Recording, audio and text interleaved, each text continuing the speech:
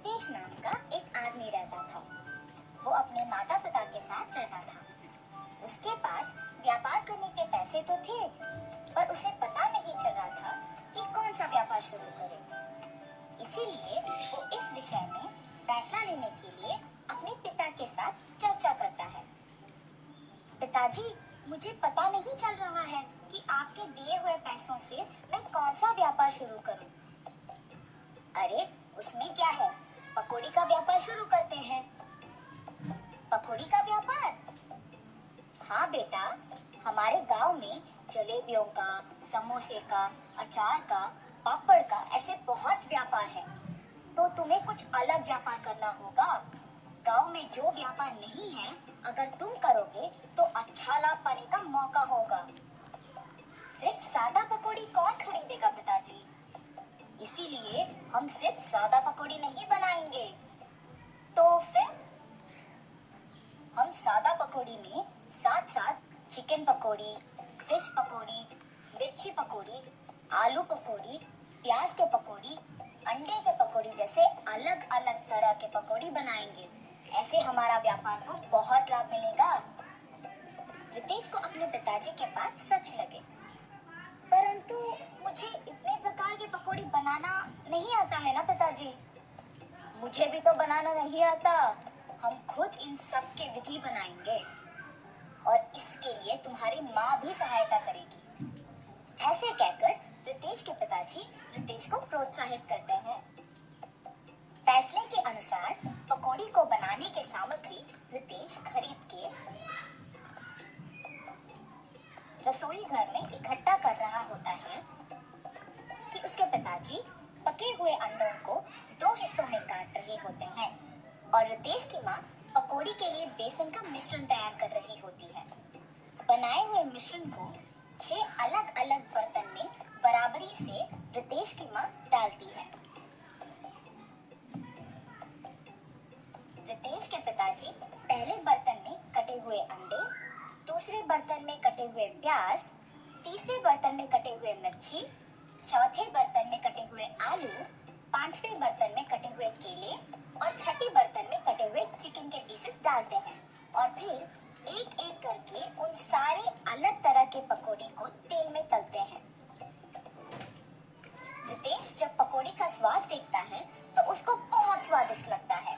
फिर वो अपने पिताजी के बातों को सच मानकर पकौड़ी के व्यापार को दृढ़ निश्चय से शुरू करता है। ऐसे शुरू हुआ था रितेश की जीत की कहानी। 15 साल बाद वही पकौड़ी का व्यापार रितेश को सिर्फ अमीर ही नहीं बल्कि बहुत घमंड और कठोर बना देता है।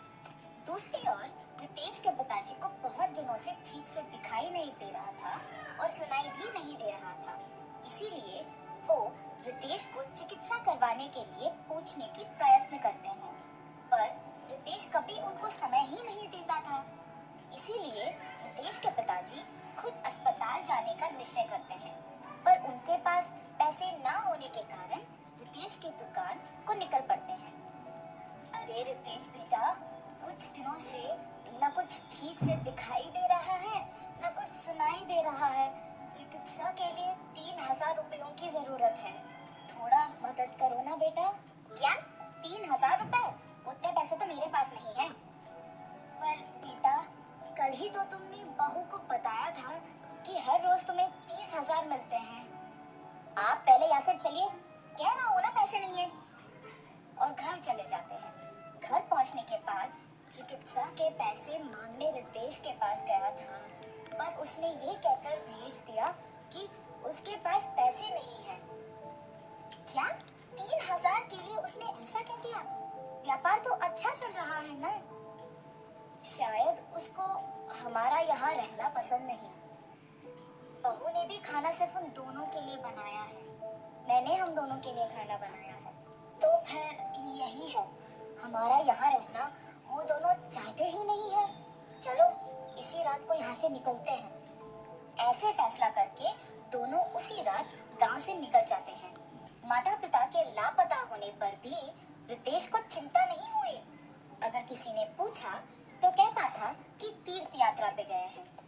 रितेश को पकौड़ी के व्यापार में लाभ ही लाभ आ रहा था।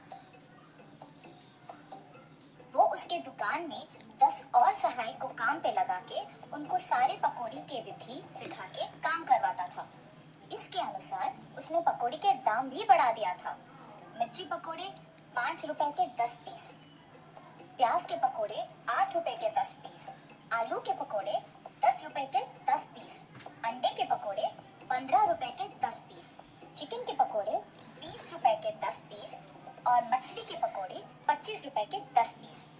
पकौड़ी का स्वादिष्ट होने पर लोग भी बहुत आते थे, जिसकी वजह से रितेश का दुकान हमेशा भीड़ से भरा और व्यस्त रहता था और दुकान का लाभ भी दुगना हो गया था।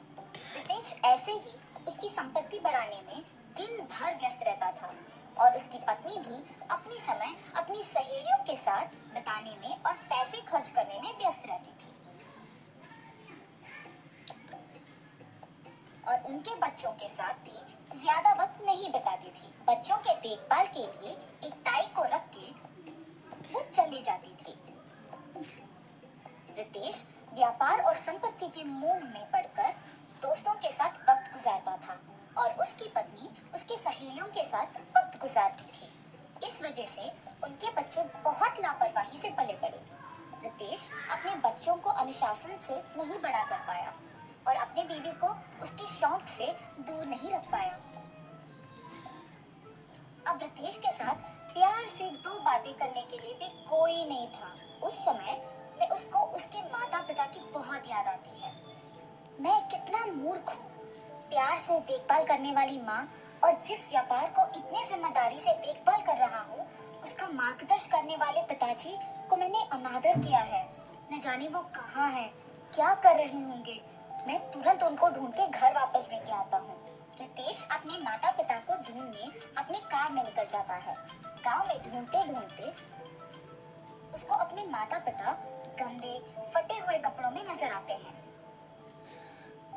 ये देख रितेश भाग के उनके पास जाता है और कहता है, आप ऐसे कैसे?